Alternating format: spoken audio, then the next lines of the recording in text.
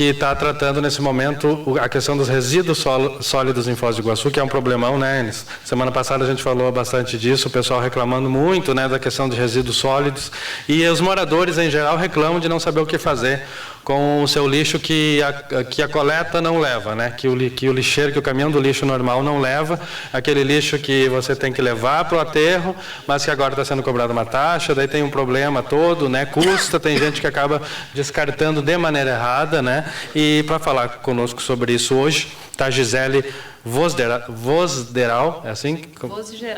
Vosgeral. Então tá, que é presidente da comissão da Câmara Técnica, também está a Carolina Falsbeck. É assim que pronuncia? Falkenbach. Viu? Falkenbach, que é membro da comissão também. A Jusceir Leite Silva está conosco também, é membro da comissão. E o Mário Carmo Castro da Silva Soares, que é o secretário de Meio Ambiente, ele não pôde vir. Ele falou conosco por telefone, né, sobre outro assunto. E o Jusceir, que está com a gente aqui também, que também do Codefós, Jusceir? Está na Câmara também? Está na Câmara Técnica também. Então tá bom, a gente vai falar sobre isso, são 11h58. Gisele, obrigado pela sua presença aqui. Era para ter falado ontem, mas o secretário de Saúde do Estado do Paraná, de última hora, ele pediu para vir na Rádio Cultura, estava passando por Foz, que ele visitou o Hospital Municipal, visitou outros hospitais aqui na região, trouxe boas notícias, inclusive disse que pretende fazer a cirurgia de catarata, né, para 2.000 pessoas em Foz do Iguaçu, disse que há condições de fazer, o Estado, ele pretende fazer, então, e a gente acabou derrubando a pauta e marcando para hoje pelo secretário que vem, né, não tem uma agenda tão grande assim de vir muitas vezes para Foz do Iguaçu, então quando veio pediu para vir, acabou, era para ficar ele tinha vários compromissos e só dar uma passada na rádio e acabou ficando mais tempo, né? Ele mesmo fez questão de falar mais coisas e por isso a nossa pauta da Câmara Técnica de Meio Ambiente do Codefós ficou para hoje. A Gisele veio aqui conosco, com sua equipe. Obrigado, então, Gisele. E desculpe por ontem e obrigado por voltar hoje. Gisele, está sendo discutido exatamente o que na Câmara Técnica de Meio Ambiente do Codefós nesse momento? A questão dos resíduos sólidos, né? Isso. Mas no que exatamente é essa discussão? A Câmara Técnica está montando uma comissão para nós auxiliarmos na elaboração da Política Municipal de Gestão de Resíduos aqui em Foz do Iguaçu, hoje. Que é essa questão do resíduo, aquilo comum mesmo, da pessoa, Exatamente. Da dona de casa, que não tem o que fazer com o lixo que fica no seu quintal, é isso? Isso, na realidade a política municipal, ela vai abraçar todos os tipos de resíduos, né? Inclusive o resíduo doméstico. Inclusive o resíduo doméstico. Como que é feito hoje aqui em Foz? Qual é a problemática encontrada, que vocês já perceberam? O que nós percebemos é questão dos recicláveis, né? Então a pessoa em casa, ela faz a segregação, tudo bonitinho, mas acaba sendo destinado para o aterro. Então, isso é um problema, né? Não pode ir para o aterro? O reciclável, não. Ah, o reciclado. Mas aí tem o problema da coleta seletiva, né? Exatamente. Que não tem muitas vezes. Exatamente, e não consegue atender todo mundo da maneira adequada também. A coleta seletiva em Foz é totalmente feita pelos catadores, né? Isso, exatamente, pelas cooperativas e alguns catadores que não fazem parte da cooperativa. E aí tem o catador que ele prefere só papelão, né? A latinha eu acho que não está valendo a pena, né? Tem uma questão de cotação, né? Tem. Cada época sempre tem algum elemento que é mais rentável para eles. E aí acaba que igual não recolhe tudo. Eu conheço cidades, Gisele, que faz o seguinte, tem a coleta do lixo e daí, por exemplo, na segunda eles levam o lixo orgânico, na terça eles levam o lixo reciclado. E a própria empresa que faz a coleta que faz isso e faz essa destinação correta, aí a pessoa tem 2 lixos dentro de casa, né? O do lixo seco e o lixo úmido. E em Foz do Iguaçu isso não acontece, né? Na realidade, assim, modelos de gestão, nós temos diversos modelos, inclusive modelos que funcionam muito bem. Então, esse estudo que a gente quer fazer com essa comissão é justamente para ver qual modelo seria mais adequado para o nosso município e tentar implementar isso no município. Quero cumprimentar a Carolina também. Falkenbach. Isso, que é membro da comissão da Câmara Técnica de Meio Ambiente. Obrigado pela presença. Obrigada pelo Vocês já constataram muitos problemas quanto a isso em Foz? Já. Alguns exemplos, assim, por favor. O principal exemplo que tem incomodado muita gente hoje é sobre os resíduos da construção civil, né? Que nós não temos ainda um descarte correto na cidade. A prefeitura está exigindo que isso seja feito corretamente, mas a população ainda não sabe qual a maneira correta de fazer isso. Que é o resto do tijolo, do cal, do cimento? Isso. Hoje é levado para onde isso? Hoje está indo para o aterro. Na realidade, não é o local correto. Que local é correto para esse tipo de lixo? Muitos desses resíduos da construção civil podem ser reutilizados na própria obra. Hoje em dia existe projeto de resíduo zero quando você faz uma construção. Aí tem a ver com engenheiro e arquiteto? Com certeza. Daí tem que ser bom, imagino que seja até um curso de aprimoramento para o engenheiro saber utilizar aquilo, né? Na verdade, é a parte de planejamento, né? Na equipe que está formalizando essa obra, precisa ter um planejamento anterior, né? Para poder utilizar esses resíduos já na própria obra mesmo e fazer a destinação com os resíduos recicláveis, que hoje as cooperativas podem recolher alguns desses resíduos, né? E estão indo para aterro. Então, é falta de planejamento, na realidade. Então, não há um local para esse tipo de lixo. Na verdade, é reaproveitar. O certo é esse? O certo é. Tá. São 12h03. Josimar, me diga o seguinte, você está até mais junto com o município, né? Sabe dos problemas aí maiores, né? Como é que você está vendo essa questão em Foz do Iguaçu? É muito problemática? São muitas questões? Bom dia a todos. Vou consertar um pouco aí a pronúncia do meu nome. Meu nome é Jussier Leite Silva. Jussier, né? É um nome um pouco atípico, por essa razão a confusão. Mas, enfim, bom dia a todos. A problemática do resíduo de Foz do Iguaçu, ela já é bem antiga, de conhecimento da classe da engenharia de modo geral. Tanto do resíduo sólido convencional, que é esse resíduo residencial, tanto aquele resíduo, também o resíduo de origem industrial, e agora, mais recentemente, se agrava com essa grande questão do resíduo da construção civil, porque ele é muito volumoso. Cresceu muito nos últimos anos, né? Cresceu demais no município de Foz do Iguaçu, isso é resultado desse boom da construção civil, o boom da imobiliária, do ramo imobiliário nacional, que Foz do Iguaçu também alavancou bastante nos últimos 10, 15 anos, e o resultado de toda a atividade humana realmente é a geração de resíduos. Quando gera resíduo, nós temos que achar tecnologias e soluções. O humano é um grande gerador de lixo, né? O ser humano, por natureza, já é um grande gerador. Eu vejo coisas impressionantes, assim, que você compra no supermercado, que é uma embalagem dentro de outra embalagem, dentro de outra embalagem, o produto é pequenininho antes. Mas o que tem da embalagem ali, para ficar mais bonito, encarece, né? Porque tudo é cobrado, né? Não vem aquela embalagem bonita de graça. Enes Mendes da Rocha, entra na conversa. Carolina, eu vou começar com você aqui, porque você falou a respeito do aterro sanitário. Eu vejo aqui a questão seguinte: muito tempo atrás, no começo dos anos 80, né, ainda o prefeito era, digamos assim, ocupava um tempo tampão, porque era tempo dos militares. Dr. Vades Bevenuti era o prefeito. Era o presidente da Câmara e passou automaticamente a ocupar o papel de prefeito. É evidente que a Foz do Iguaçu de 80 era uma totalmente diferente de 2016. Totalmente diferente em termos de população, em termos de estrutura do município atender exatamente essa questão do lixo. O lixo era recolhido por um caminhão, para você ter uma ideia, na época, e fazia isso, sobrava tempo, né? Mas havia a questão, por exemplo, do corte de galhos na calçada, em frente em casa, no quintal. Às vezes a pessoa queria mudar uma janela, então quebrava no outro lugar, sobrava entulho, esse negócio todo. Não havia as caçambas. Então, o que é que a prefeitura ela improvisou através de um secretário ou diretor da Secretaria de Obras, né? Vitório Bácio. Vitório Bácio, ele improvisou uma carretazinha num tobata e passava pelas ruas, Vila Holanda, Porto Meira, e ia recolhendo aquilo que as pessoas deixavam ali, e que não era grande coisa e não tinha abuso também não, né? E isso atendia, digamos assim, de uma forma precária as pessoas que hoje, eu transporto para hoje, Carolina. Não compensa uma pessoa que quebra uma janela ou aquele entulho ali, contratar uma caçamba que hoje é R$200 e daí para mais. Então, aquele atendimento que era da prefeitura atendia essas necessidades pequenas. Corte de árvores, quebra de calçada, troca de janela, essa coisa toda, né? Porque hoje, você nota o seguinte: a quantidade de caçambas que existe nessa cidade, que levam entulhos para o aterro sanitário, é enorme. Mas há aqueles que ou não pode pagar, ou evita de pagar, porque não justifica você jogar aí 2, 3 carrinhos de entulho dentro de uma caçamba que cabe 4 metros cúbicos de entulho. O que acontece? Ele olha, o terreno do vizinho está ali, joga no terreno do vizinho, coloca Eu moro na Maracanã, em frente ao Castelo Branco. Tem pessoas que jogam ali na lateral do colégio, porque pode passar lá agora na Vinante ou Tremba, que vocês vão ver pequenos entulhos, tal coisa, que não justifica a pessoa contratar uma caçamba.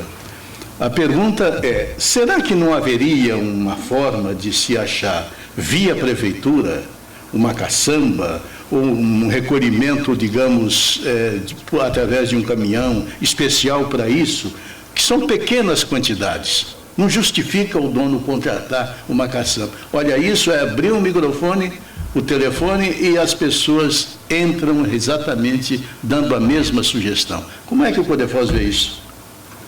Na verdade, nós, dentro dessa criação do Plano de Gestão Integrada de Resíduos Municipal, nós criamos 5 grupos de trabalho e dividimos eles em plano de gerenciamento de resíduos, observatório, captação de recursos, aterro sanitário e cadeias produtivas. O grupo 1, que é o plano de gerenciamento de resíduos, ele vai trazer propostas para essas demandas da cidade e da população, né? Porque, na realidade, assim, nós esperarmos apenas o poder público tomar uma iniciativa, nós sabemos que não funciona, ou pelo menos demora muito para funcionar.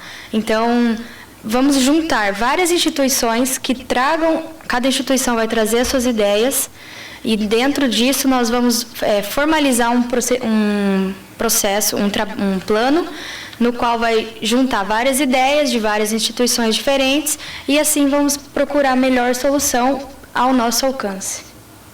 Houve-se ideias, então, da comunidade, isso? Com certeza. De pessoas ligadas à área também, com certeza. Né? Principalmente de pessoas ligadas, né? Que geralmente têm mais acesso às novidades, para ver qual que é o melhor modo, né? Exatamente. De fazer isso. Isso. Doutor, novamente seu nome aí. Jusceir. Jusceir? Isso. Jusceir. Eu pergunto a você o seguinte, da forma com que estão ocupando, eu acho, desacertadamente o aterro sanitário para jogar entulho, né? Eu acho que em pouco tempo nós vamos ocupar aquela área toda na beira do rio, entupir tudo aquilo com entulho de construção. Como é que o Executivo vê isso, separar isso? E junto a essa pergunta eu adiciono o seguinte, a Prefeitura está cobrando das empresas de caçamba para depositar esse entulho, ela cobra deles? E quanto cobra? Doutor Enes, precisamos compreender que a gestão de resíduos ela é muito mais complexa do que as pessoas normalmente estão acostumadas, né? Nós precisamos entender que tem pessoas jurídicas e tem pessoas físicas para atender essa questão de gerenciamento de resíduos. Nós temos que entender ainda que existem resíduos domiciliares, que esse sim é a obrigação do município gerenciar, até por um fator econômico e de organização, de limpeza e de saúde pública, mas existem aqueles resíduos que nós chamamos os industriais, os comerciais, enfim, das atividades empresariais, que não de competência do município gerenciar. E que é o maior volume. Imagina. E que é o maior volume. Eu diria assim, Você inclui os entulhos de construção? E aí estão inclusos os entulhos da construção, que nós chamamos da indústria da construção. A indústria da construção civil, é de responsabilidade da construtora, certo? Eu, pessoa individual, não poderia compartilhar das despesas do gerenciamento desses resíduos se não sou eu o construtor. Isso tem que ficar bem claro na mente das pessoas. Então, por que o município gerencia o resíduo domiciliar? Porque seria inconveniente cada pessoa ter que se deslocar até o aterro sanitário para deixar o seu resíduo. Então, por isso, adota-se o sistema coletivo. No demais, os sistemas são individuais. Por isso que se contrata uma caçambeira, se contrata um outro transportador. No caso de empresas ou cooperativas, né, de gerenciamento de resíduos. Quanto ao aterro sanitário,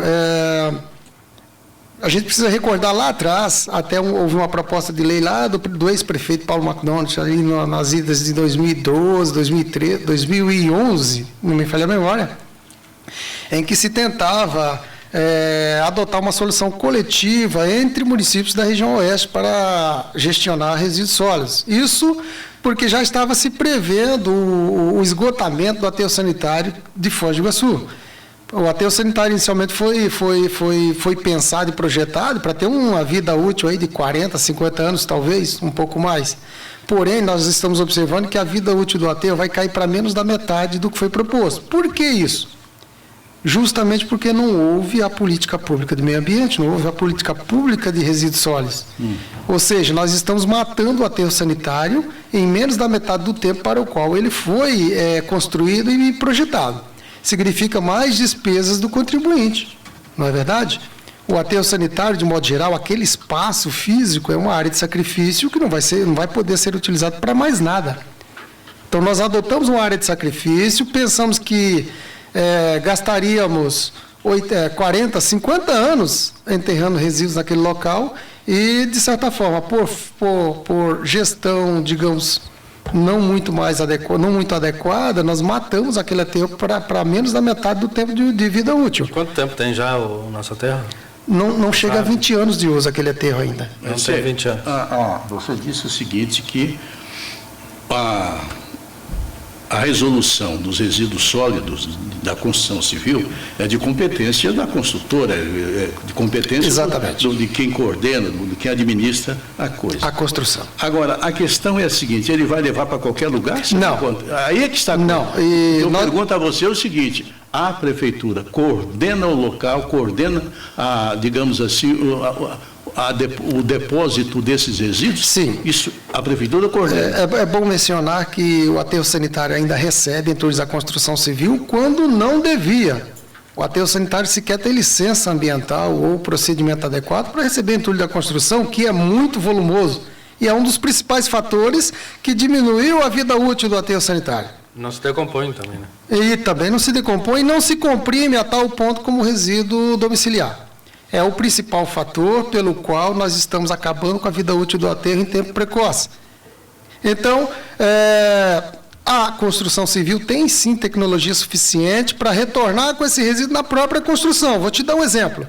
O concreto, os tijolos, as telhas, elas podem ser trituradas e voltar para a construção civil em forma de camada de base, em forma de aterro ou em forma de pave e calçadas de modo geral. Por que não? Existe tecnologia suficiente para isso. E é exatamente nesses desafios que nós queremos tocar e nessas propostas que nós queremos alavancar, junto com essa proposta de trabalho do CODEFOS e da Câmara Técnica de Meio Ambiente. O município ainda não tem capacidade técnica e não tem capacidade de recursos humanos suficiente para dar cabo dessas novas necessidades. É por essa razão que a sociedade se mobiliza e tenta achar soluções, né? Nós temos, sim, em Foz do Iguaçu, empresas que já estão se despontando nos ramos da reciclagem, tanto dos reciclados como papel, papelão, metais, quanto em madeiras e quanto em podas de árvore, e agora mais recentemente de resíduos da construção civil, para justamente evitar que esses resíduos, que são possíveis de aproveitamento, vá parar no aterro sanitário. E cria, inclusive, um novo nicho de mercado, né? Aí nós estamos falando de um grupo de trabalho que está sendo proposto pelo CT, não é verdade, meninas? Está sendo proposto ali, que é o grupo de... Esqueci o nome aqui. De cadeias produtivas. Qual que é a proposta do CODEFOS? É que esse resíduo passe a se tornar matéria-prima para várias cadeias produtivas e várias indústrias. O que não servia para nada pode começar a gerar emprego. O lixo já não pode ser mais encarado como lixo, ele não pode mais ser visto como lixo, mas sim como matéria-prima. Matéria-prima para a indústria da construção, matéria-prima para a indústria, sei lá, de papel e celulose. Não, mas já visto que já com dejeto se produz energia, o que era jogado fora em rio. Né? Exatamente. Aqui no oeste do Paraná é exemplo disso, com biodigestores e tudo. Exatamente, essa é uma das tecnologias. O que nós estamos observando é que o poder público ainda não tem a capacidade técnica nem de recursos humanos suficientes para implantar essas tecnologias. E essas tecnologias têm que ser, de certa forma, fomentadas no meio da iniciativa privada, das empresas que querem investir nesses anos de atividade. Né? Deixa eu perguntar aqui a Gisele. Gisele, é o seguinte, a Câmara Técnica do CODEFOS, como é que o CODEFOS vê esse, que é um problema sério isso, né? A gente está vendo aí, daqui a pouco tempo, aquilo lá tem que partir para outra área, né? O aterro. Porque eu vejo assim, pode-se contar nos dedos de uma mão as construtoras da região que têm condições de ter um sistema de reciclagem disso. O que vale dizer o seguinte, em tese, não seria o caso de uma sugestão de uma empresa que assumiria toda a reciclagem da construção civil? Há um planejamento nesse sentido? Sim, na realidade, assim, a proposta dessa comissão de resíduos, num primeiro momento, é desmistificar a questão do resíduo. O resíduo hoje é visto como uma coisa inservível e, na realidade, não é bem assim que funciona, né? Resíduo gera renda. Então, uma das propostas da comissão é isso, é a gente avaliar toda a cadeia produtiva do resíduo, porque o resíduo não acaba a partir do momento que eu coloco o meu lixo para fora. Na realidade, ele tem todo um caminho até chegar na sua destinação final. E é todo esse caminho que a gente quer fazer um ciclo, né? Então, observar todas as cadeias produtivas, todas as tecnologias que existem hoje, né? Você muito bem deu o exemplo da região de né? Que eles utilizam dejetos. Esse modelo de enterrar... São Miguel, se não me engano, é a fazenda Colombari, né? Esse modelo de enterrar os nossos resíduos é um modelo muito ultrapassado. Né? Resíduo hoje você pode transformar numa série de subprodutos. E é isso que a gente está tentando trazer com essa comissão. Então, a gente quer congregar todas as tecnologias que existem hoje dentro da política municipal de resíduos sólidos. Gisele, a gente tem ideia do que é que nós reciclamos em Foz do Iguaçu, de toda a produção de lixo reciclável, o que é que nós aproveitamos? Tem ideia disso? Tem sim, tem estimativas, muito embora elas não são, os números não são tão seguros, porque o controle não é eficiente, não é verdade? Para a gente ter um número exatamente seguro para se trabalhar com projetos bastante assertivos, nós temos que ter controle. Um grande fato é que nós não temos um bom sistema de controle sobre a gestão de resíduos do município. Mas nós temos alguns números, aí de 12, 15 anos de controle daquilo que entra no aterro sanitário. Mas é bom a gente imaginar e pensar que nem tudo vai para o aterro sanitário. É só olhar as beiras de rio, as áreas frágeis, as áreas úmidas, é só olhar os terrenos baldios que você vai ver essas áreas de bota fora.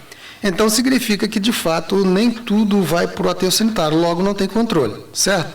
Mas existem números que apontam aí para cerca de 7 mil toneladas de resíduos mês que entram no aterro sanitário. Uma boa parte, cerca de 2 mil toneladas, mais ou menos, aproximadamente, trata-se do resíduo domiciliar. Veja que grande parte é de outros tipos de resíduos, que nós estamos falando aí do resíduo possível de aproveitamento. Por que isso? Por que nós falamos isso? Porque o papel, o papelão, a madeira, a sobra de concreto, a sobra de tijolos cerâmicas, a sobra das argilas, enfim, todos esses demais materiais podem ser aproveitáveis, eles podem retornar a uma cadeia produtiva, todos, indistintamente. Então, todas aquelas podas de árvores, todas aquelas sobras de madeira de construção, todas aquelas sobras de mobília, elas têm uma finalidade industrial, de alguma forma, né? Aquela sobra de concretos, ela pode tranquilamente voltar para a indústria da construção na forma de paver, na forma de blocos, na forma de manilha, enfim, uma infinidade de aplicações da própria construção, né? E são os resíduos, digamos assim, que têm grande volume, muito volume, né? Além disso, nós estamos falando aí do resíduo comercial, que 70% trata-se de papelão e plástico. Todos esses materiais são possíveis de reciclagem e aproveitamento e volta para a indústria, né? Para a indústria de embalagem e tantas outras. Então, nós estamos falando de uma situação de que dessas 700 toneladas que vai ao aterro sanitário mês, nós teríamos aí tranquilamente 400 a 500 toneladas possível de reciclagem sem necessitar ir passar no aterro sanitário, né? Estamos falando de matéria-prima que está sendo retirada dos estoques naturais. Estamos falando de matéria-prima que está sendo retirada do rio, está sendo retirada da floresta, enfim, está sendo tirada do meio ambiente sem a devida necessidade. Nós estamos falando de geração de emprego e renda. Nós estamos falando de iniciativa de novas indústrias, de surgimento de novas cadeias produtivas, que é possível implantar no município. Para quê? Para atender às necessidades do próprio município. Não é verdade? Afinal de contas, o cidadão come pão de onde? Assa o pão de onde? E a pizza? E o tijolo? É cozinhado aonde? Entendeu? Todos esses materiais são possíveis de incluir na cadeia produtiva de alguma forma. Nossa cidade tem vocação turística e ecológica, é verdade. Mas e o turismo se mantém de quê? Os hotéis se mantêm de quê? Tem que ter processos produtivos e industriais para se colocar e manter toda essa estrutura de atendimento. Não é verdade? Nós temos hoje recursos aí, principalmente em termos de poda de árvores, em que a árvore é podada e automaticamente um equipamento transforma aquilo em pó de serra, digamos, que naturalmente deve ser encaminhado para adubo, isso já acontece, né? Quer dizer, eu fico pensando, quando você está dizendo aqui, eu fico pensando, seria a mesma coisa que se fazer com o tijolo, com a telha quebrada, né? E com outros produtos. Você não, olha, é raro uma rua que você passa aí que você não vê uma telha quebrada jogada num canto de um muro. Olha, isso tudo aí, primeiro, deixa a cidade feia, né? A cidade feia, parece que não tem dono a coisa, porque um joga de um lado, outro joga de outro, exatamente por falta de uma política e de uma conscientização do que fazer com o lixo. O que eu me lembro é a questão do vidro. O Foz do Iguaçu ele não recicla vidro, né? Aqui na cidade não tem local para isso. Daí é mandado para fora da cidade, né? Se não me engano era Maringá, até Maringá que ia a reciclagem de vidro, é isso? É verdade. O vidro... Se eu estou bem lembrado. Exatamente. Eu fico imaginando tirar o carregamento de cacos de vidro de uma cidade e levar 500 quilômetros para frente, né? O problema que causa aí na estrada. É muito alto, né? O custo é alto, dá problema na estrada, é a questão é caro, né? Por causa de pedágio e tudo, gasolina, e tem a questão da manutenção das estradas, não tem estrada que aguente. Quando a gente fala em política de gerenciamento de resíduos, gestão de resíduos, nós estamos falando de custos. O maior custo da gestão de resíduos é justamente transporte. Então, toda vez que você tem que deslocar um caminhão para levar resíduo, quanto mais distante, maior é o custo desse procedimento. Menos vale a pena. O vidro em si, em particular, nós temos muitas indústrias agora, recentemente chegadas em Foz do Iguaçu, né? Que são as indústrias de vidros temperados e tantos outros. De fato, em Foz do Iguaçu não tem ainda uma indústria transformadora desse material, dessa matéria-prima, para torná-lo vidro em condições de uso novamente. Porém, tem o processamento, o coprocessamento, que permite encaminhar esse material para uma nova indústria fora. De fato, a empresa que recolhe mais frequentemente vem de Maringá, a mais próxima. Evidentemente, isso encarece o processo, né? Encarece o processo, encarece, no final das contas, o produto. Mas o desafio da Câmara Técnica é justamente trazer soluções, né, Gisele? Trazer soluções para cada tipo de ramo, atividade, para cada tipo de produto, para cada tipo de resíduo. Então, trazer empresas para gerenciar o resíduo da construção, trazer empresas que gerenciam as sobras de madeira, trazer empresas que gerenciam adequadamente o plástico, papel, papelão, os metais, no ramo da sucateira, enfim, todos os tipos de produtos possíveis. Por exemplo, o gesso, que é um problema, mas tem soluções. Por exemplo, o isopor, que é um problema, mas já temos soluções locais, né? Quanto mais soluções locais, quanto mais... O que faz com o isopor? O isopor, tecnicamente, ele é derretido novamente, fragmentado, virado em limalhas de isopor, e novamente ele é mandado para a indústria para fazer novos polímeros. Vira isopor de novo? Vira isopor novamente. O Gisele, eu ali na rua Dom Pedro, João Paulo II, né, tem uma creche bem na esquina. Rua Ocoí, se eu não me engano, ali, já na Vila Militar.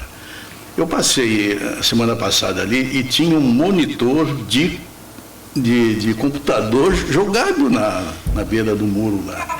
Então eu fiquei pensando, caramba, o mundo moderno trouxe coisas fantásticas, né? Uhum. Mas isso também gera lixo, né? Computadores, placas e um monte de outras coisas, né? Tem o CREFTA, né, que faz esse recolhimento, né? Isso tem aliviado coisas extraordinárias. O eletrônico, né? Mas se tem o lixo eletrônico, alguém que cuida disso, lâmpadas. Você já pensou a produção de lâmpadas queimadas que tem uma cidade de 300 mil habitantes como Foz do Iguaçu? Quer dizer, nós não temos, eu não sei se o Codefos está pensando também nisso aí, porque são lixos digamos, diferenciados daquilo que nós estamos acostumados a lidar com ele há muito tempo. Bateria, a lâmpada queimada e hoje lâmpadas com produtos químicos violentos, né? O próprio computador tem produtos ali que não é muito bom à saúde, né? Então, essas coisas todas também estão no contexto do Codefos? Também está no contexto da comissão, inclusive nós temos como a Caroline falou, nós temos 5 grupos de trabalho com temas diferenciados. Dentro de todos esses grupos, uma das coisas primordiais é justamente trabalhar a educação ambiental, né, de diversas formas, porque nós precisamos conscientizar a população com relação a consumismo, se eu estou consumindo muito, que maneira que eu estou consumindo, o que eu estou consumindo, que tipo de resíduo isso vai gerar. Né? Os eletrônicos realmente são um problema hoje. Com relação a lâmpadas, o CREFTA faz o recolhimento de lâmpadas também, mas tem que trabalhar a educação das pessoas para as pessoas destinarem esse resíduo adequadamente. Então, isso é uma das nossas preocupações. A educação da comunidade? Nós pensamos em fazer programas, né, de educação, de repente direcionado para bairros, escolas, principalmente para as empresas também. Que são grandes geradoras hoje. Agora, Gisele, o comitê, o CODEFOS em si não vai executar nada, ele vai apresentar as melhores soluções para esse tipo de problema e daí entrega para a prefeitura, como que é? Exatamente, essa comissão ela tem a participação de 37 instituições, né, dos mais variados ramos, e que a gente vai tentar se reunir para ver as melhores soluções para todos os problemas que existem aqui. Tem exemplo no Brasil que a gente possa citar que funcione bem os resíduos sólidos, a destinação disso? Eu vi, já vi algumas, onde é que foi? Acho que num canal até a cabo de documentário sobre São Paulo. O que eles fazem lá é impressionante já, né? É de coisa de primeiro mundo a reciclagem em São Paulo. E nós temos um exemplo bem perto aqui, que é Santa Terezinha de Itaipu, que tem um programa bastante interessante com relação à gestão de resíduos. Nós temos o pessoal da UniOeste em Toledo, que eles trabalham muito tecnologias variadas para todos os tipos de resíduos. Santa Terezinha ganhou um prêmio, né? A destinação de resíduos. Exatamente. Né? O prefeito Cláudio lá, ele não brinca em serviço, né? Por isso que a gente está buscando esses modelos, essas alternativas que já deram certo em outras localidades, para trazer para Foz do Iguaçu. Lembrando que já está atrasada, né? Exatamente. E lembrando que nós fazemos parte de uma cidade turística. Então, a questão do resíduo tem que ser uma coisa muito bem pautada. Aí você falar em turismo ecológico, né? Daí do turista sair do Parque Nacional, dessas áreas de preservações belíssimas, né? E dar uma volta na cidade, enxerga terreno com computador jogado, né, Enes? Não tem como. Você veja, antigamente, antes de ter o sistema terceirizado da visitação ao Parque Nacional, e a quantidade de ônibus era muito grande naquela época, né? Os ônibus adentravam o Parque Nacional e esgotavam os banheiros em uma curva, num local de estacionamento. Era brincadeira que aquilo lá, rapaz. De lixo? De lixo de banheiro dos ônibus. Eles jogavam? Exatamente, jogava ali na entrada do Marco das Três Fronteiras. Você veja a que ponto chegamos, né? Então, eu acho que é um problema que nós estamos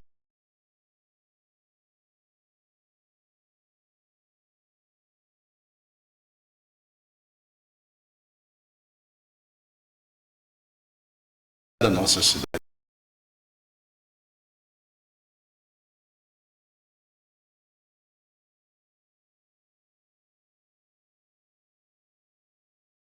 Pega negócio lá.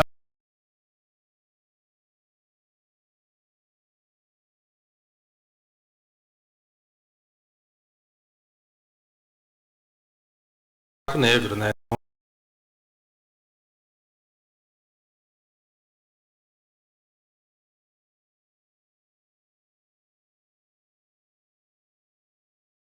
Nós vimos de sempre colocar o lixo por debaixo do tapete. E agora a gente tem que lembrar que esse tapete está se esgotando. Gisele, a Europa hoje é exemplo para esse tipo de coisa, né? Mas não é porque eles são tão educados assim. Eles tiveram que aprender a ser assim, né? Exatamente. Eles têm 5 mil anos de história lá, os países da Europa. Eles viram a necessidade de ter que reciclar o que faz, porque era insustentável já.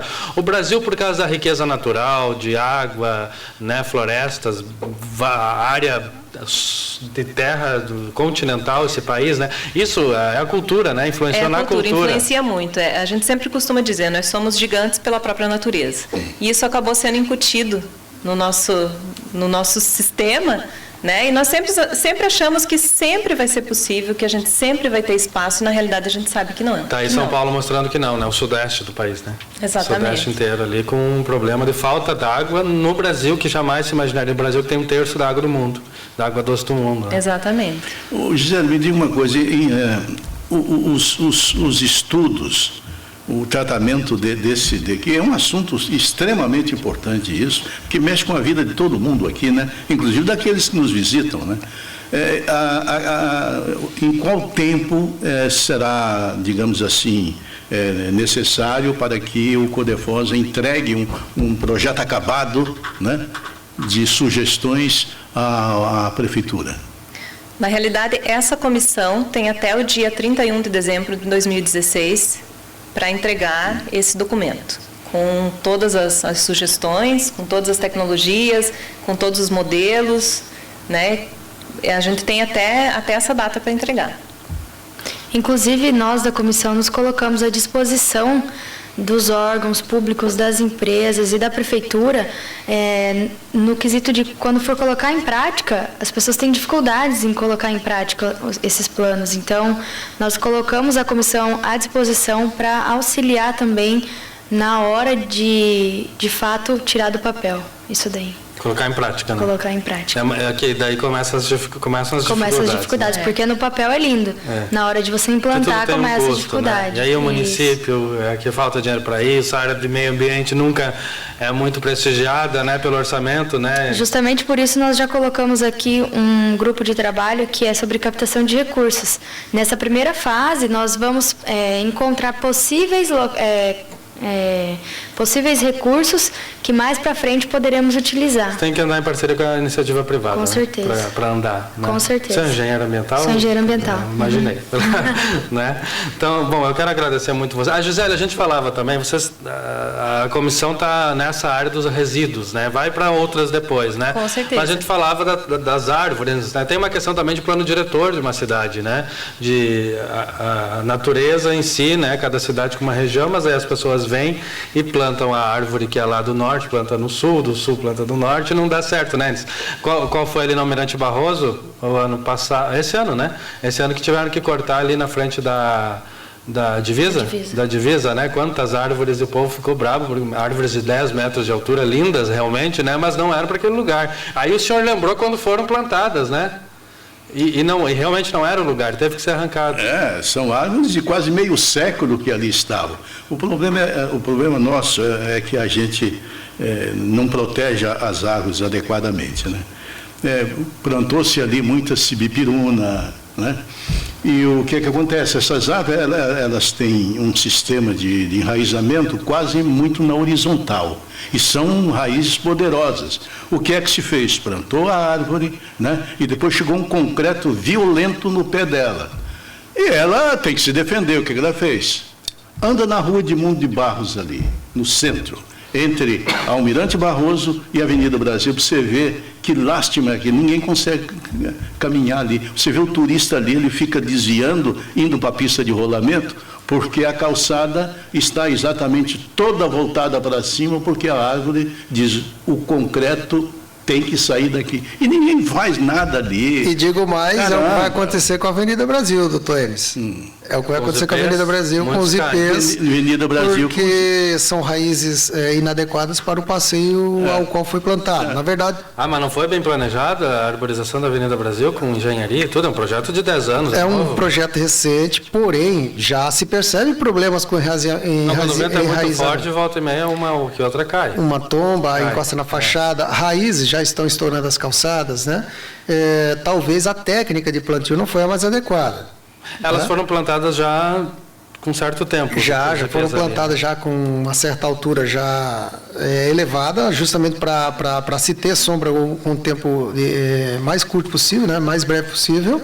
Porém, foi uma árvore... com a raiz curta, né? Uma árvore híbrida, né? Desenvolvida de forma que ela pudesse crescer muito rápido, né? E que conservasse beleza. No entanto, tem lá suas consequências. Agora, o IP é uma árvore nativa daqui, né? O IP roxo, o nativo não híbrido, ele é sim o símbolo do município e é nativa da nossa região, é abundante na nossa região. mas nem todas as técnicas de plantio servem para um passeio público. A árvore ela é muito bonita, ela é charmosa, ela tem todo o seu requinte, mas não é todo o local que é adequado para aquela árvore. Nós temos canteiros centrais, nós temos passeios de calçada, nós temos bosques, nós temos uma série de aplicações possíveis, né? Em relação à arborização urbana. Muito bem. A ouvinte lá do Pôr do Sol mandou as fotos para a gente da derrubada de árvores ali, das árvores frutíferas, né? E pelo que eu vejo nas imagens, ali não tinha risco nenhum de segurança, porque as árvores são altas, né? A não ser que fosse um macaco, um bugio, alguma coisa assim, que fosse se esconder ali. E a questão de cair as frutas, o canteiro é bem largo. Então as frutas caem no canteiro ali também, de derrapagem. É difícil você encontrar agora, Dan, quem é que tem raiva do abacate. Mandar cortar isso aí. Quem tem raiva da manga. A explicação do secretário. Quem tem raiva da. Como é que a senhora diz? Da ciruela lá, da frutinha vermelha. Acho que o secretário Mário Carmo, ele não foi lá olhar, viu? A explicação dele não convenceu aqui, olhando pelas imagens, né?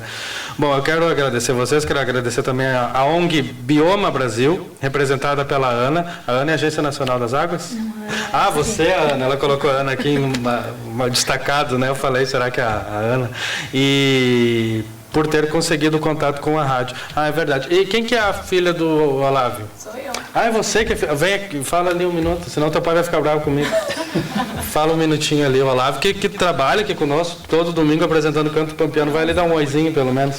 O Olávio Batista, que é nosso companheiro aqui na Rádio Cultura, do CTG Charrua, faz o programa Canto Pampiano aqui na rádio, todos os domingos pela manhã, é uma pessoa que a gente gosta muito. Teu pai tá querendo ser vereador, né? Tá. E vai firme, né? Ele não vai desistir. Não vai não, tá investindo. Ana, obrigado pela tua presença aqui, viu? Muito obrigada também. E, não, a gente gosta muito do teu pai aqui, viu? Ele faz parte, né, aqui da equipe da Rádio Cultura. Foi ele que passou a pauta, inclusive, né? Avisou a gente. Sim, ele ajudou a fazer o contato. E veio a calhar com os assuntos que a gente estava fazendo, né, antes. Então tá, Gisele Vosderal, tá certo? Vosgeral, presidente da comissão, obrigado pela presença, volte mais vezes. A Carolina Falkenberg, né, que também é da comissão, obrigado pela presença. E o Jussair Leite Silva, obrigado, Jussair, que já veio várias vezes aqui na rádio também. Passei por aqui por outros motivos. Por outras razões, por outras questões, mas sempre defendendo os interesses, né, coletivos. Ok, são 12h40, vamos para o intervalo comercial, já voltamos.